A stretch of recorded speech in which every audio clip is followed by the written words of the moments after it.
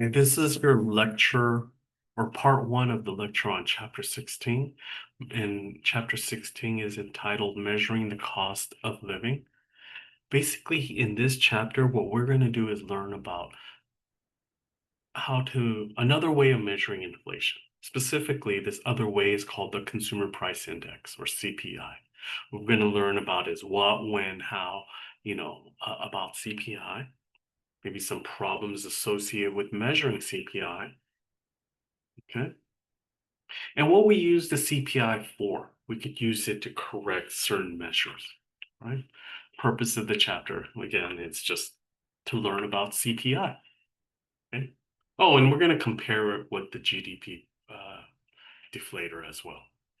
All right, let's move on. Talk about the CPI.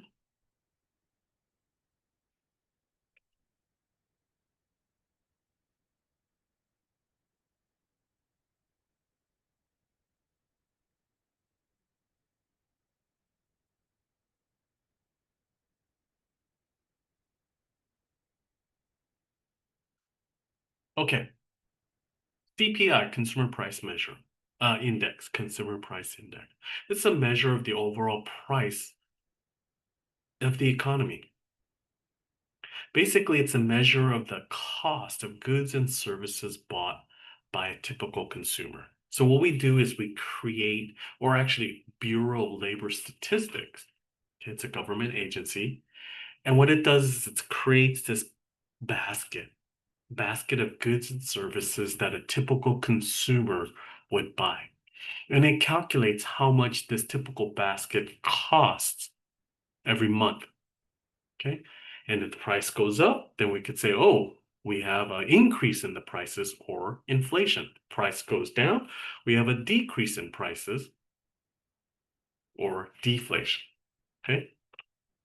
This basket is fixed. It's a fixed basket of goods and services.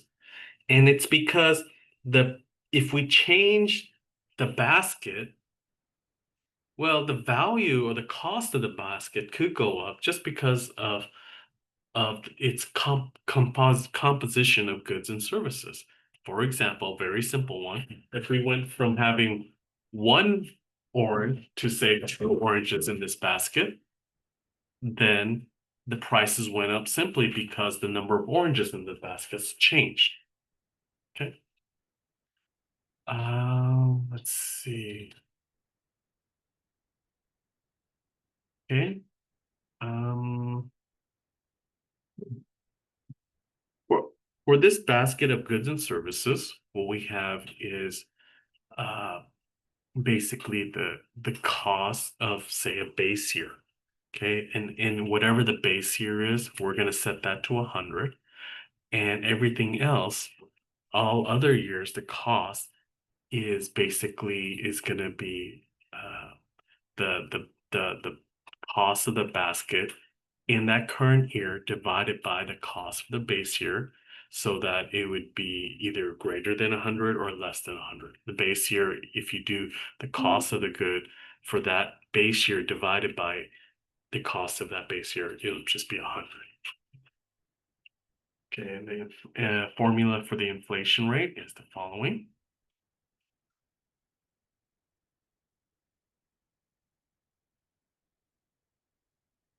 Okay. Inflation rate, and that is equal to CPI in some year t minus CPI in the year t minus 1 in a previous year divided by CPI in that previous year t minus 1, okay, times 100. All right, move on.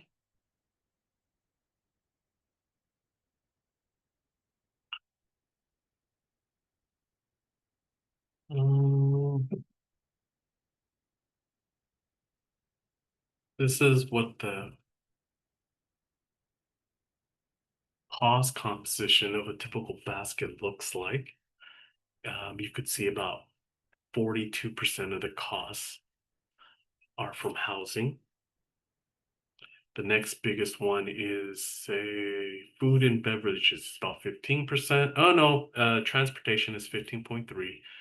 Then food and beverages is about 15. Um, medical care is 8.4, and all others are about 3.2%. Yeah. Um,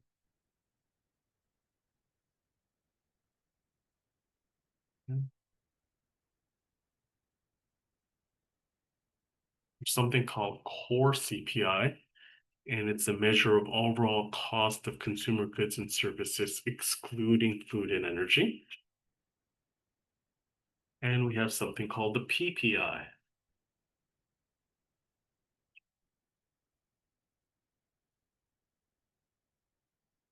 or the Production Producer Price Index. And it's a measure of the cost of goods and services, usually raw materials, bought by firms. Economists say changes in PPI are often thought of to be a useful predictor of changes in CPI, and that should make sense. If I make, say, cell phones, and this month the price of the raw materials, the chips and plastic that I use to make the cell phone goes up, then once I finish the cell phones and that takes some time and I try to sell it, I'm going to try to mark up the price of the cell phones. And and usually, it takes time to make something. So likely the cell phones that are sold in the next month or 2 months from now, those will be higher. Well, this is the end of your lecture for chapter 16, part 1. Thank you.